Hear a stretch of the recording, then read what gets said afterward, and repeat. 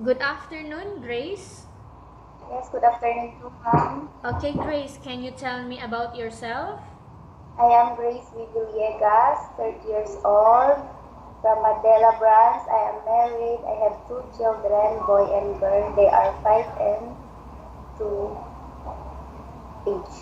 Okay, I have a few questions for you to answer, so let's start. Yes, ma'am. Why do you want to work as a maid? I want to work as a maid because I have experience before and I want to help my family in our finances. Why you choose Malaysia when there is a lot of other country? I choose in Malaysia because it's near in our country. How are you qualified for this job? I qualified this job because I have experience before. May I know what your educational level is? I am high school graduate. What is your recent working experience? And my recent working experience is domestic helper, housekeeper Okay, domestic helper, which country? in Saudi Arabia. Okay. Do you have experience of taking care of baby? Yes, ma'am.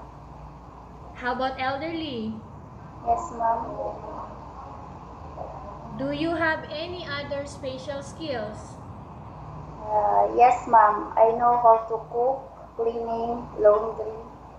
Are you willing to learn new skills? Yes, ma'am. Are you willing to work with a family where the mother-in-law or any relatives stay together? Yes, ma'am. Currently, are you still working now? No, ma'am. Do you know how to cook? Yes, ma'am. What sort of food can you cook? Filipino foods and Arabic food. Are you aware that you will have to do washing, cleaning, ironing, and cooking? Yes, ma'am. From all the house chores that I mentioned, which do you like most? I like cleaning. Cleaning. If ever you were selected to work in Malaysia, who will take care of your kids? My parents, my mother. You are not allowed to use handphone. During working hours. Yes, ma'am. You are only allowed to use handphone after you finish all the works and when going to bed. Yes, ma'am. You are strictly needed to surrender the handphone to your employer in the morning, and your employer will return back to you once you're going to bed. Yes, ma'am. If ever your employer finds out that you're abusing of using your handphone and it's affected your work performance, your employer will confiscate your handphone and you are not allowed to hold it anymore. Yes, ma'am. Instead, your employer will allow you to call to your family 3 times in a month. You only allowed to bring normal phone and you are not allowed to bring smartphone. Are you agreed for the terms and condition?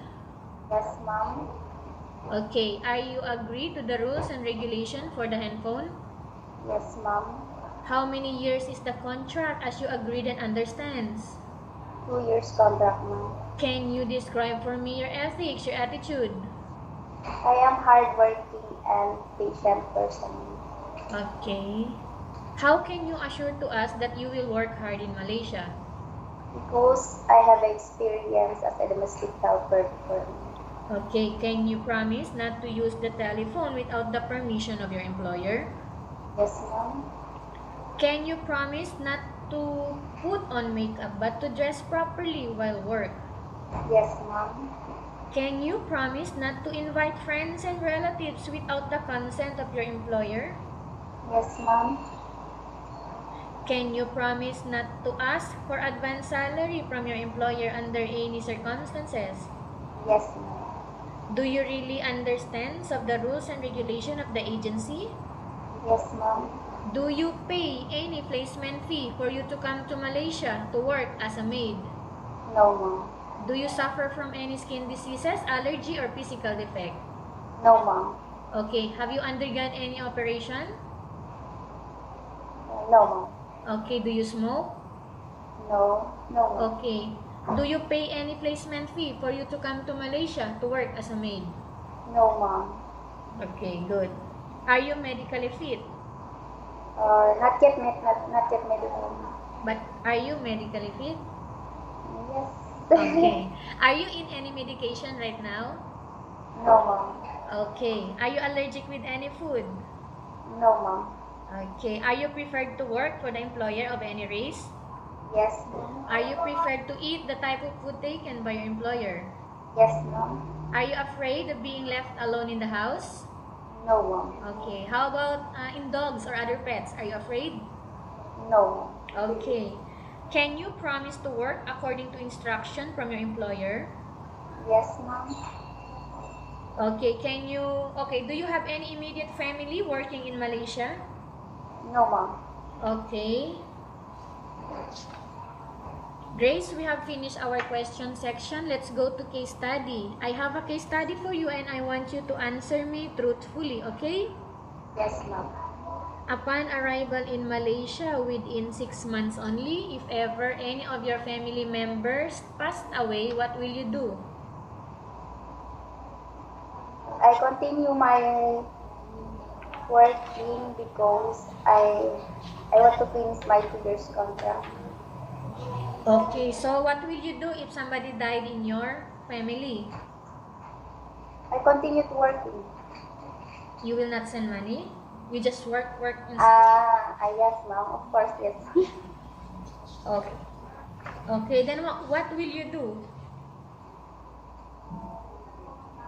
What will you do? Can you please? Okay, I if cannot somebody hear. died in your family, Yes, you were like 6 months staying here in Malaysia. yes. Okay, I was asking, what will you do? Yes, ma'am. I continue my work until And, my contract is finished. and then? Then I come back to the Philippines.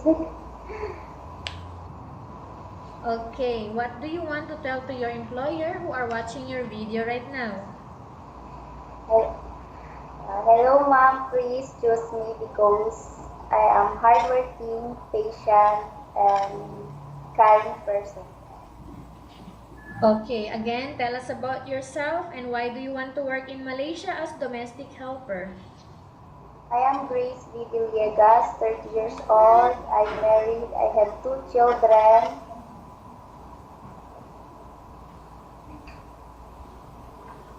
Okay, why do you want to work in Malaysia as domestic helper?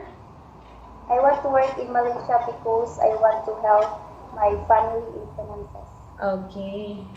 Thank you very much, Grace. We will update to your agency if there is any selection made by the employer. Yes, ma'am. Thank you, ma'am.